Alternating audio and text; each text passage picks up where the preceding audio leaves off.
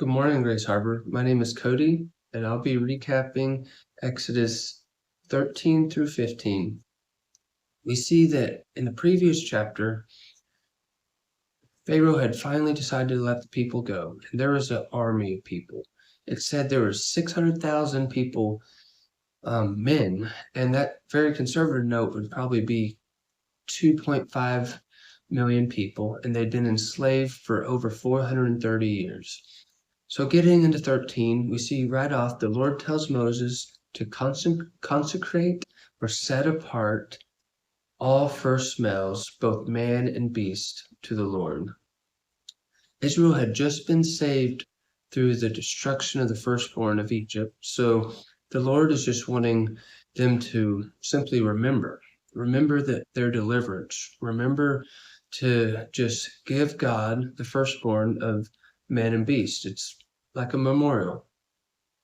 He wanted them to tell their children about it, and he wanted it to be on their hearts and on their minds.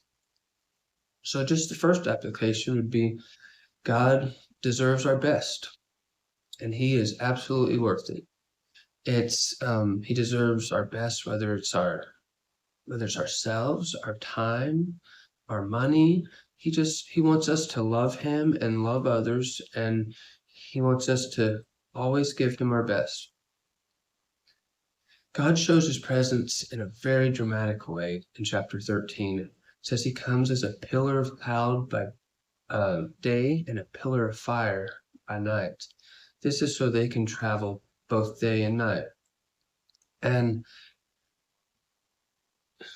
just knowing the presence of God it's very special. You feel safe, you feel secure. And so this had to be a constant reminder for them that God's got you. So in chapter 14, Pharaoh changes his mind and he's in pursuit of the Israelites. He gets his 600 choice chariots and all the chariots in Egypt, and they trap or overtake them. And the people of Israel, they're scared to death. They're trapped between the Red Sea and this Egyptian army. And they cry out to Moses. They say, were there not enough graves in Egypt that you bring us to the desert to die? And so they're already complaining and scared again. And I love this verse in chapter 14. It says, Moses answered the people, do not be afraid. Stand firm, and you will see the deliverance the Lord will bring you today. The Egyptians you see today, you will never see again. The Lord will fight for you. You need only to be still. Do not be afraid. Stand firm. The Lord will deliver you. The Lord will fight for you. You need only to be still. It's easy to say, isn't it? A lot of times our first reaction is fear, and once that reaction of fear is there, it's harder to stand firm and trust. But this right here is absolute truth. We don't need to be afraid or fear. He's going to deliver us. God will fight for us. We need only to be still. So then Moses stretched forth his hand, and the seas parted. God parted the seas. If you know how strong the sea and the ocean can be, it can be overtaking, and God's power is so great that it split. There was a wall on the left and a wall on the right. And the people of Israel, they crossed the sea, and after they had crossed the sea, the Egyptians are in pursuit, still following, and God closes the sea back in on them. And it says every one of them died. God's power is it is amazing.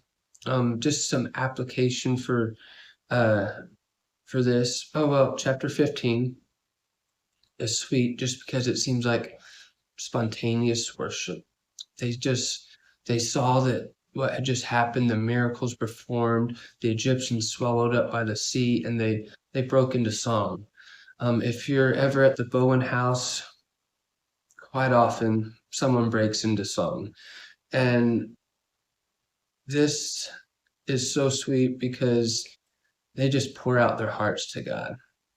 They pour out their souls, and they're very thankful and gracious. So application for all three of these chapters, I would say, would just be that God's power has no limits. Um, trust in God. He's got you. He will deliver us. And just simply be still. I encourage you to be still and know that He is God, the creator of our universe. Thank you for tuning in. Tune in tomorrow again, and just keep up the good work. Keep staying in the Word. Being in the Word is awesome. It's power, and you guys just have a blessed day.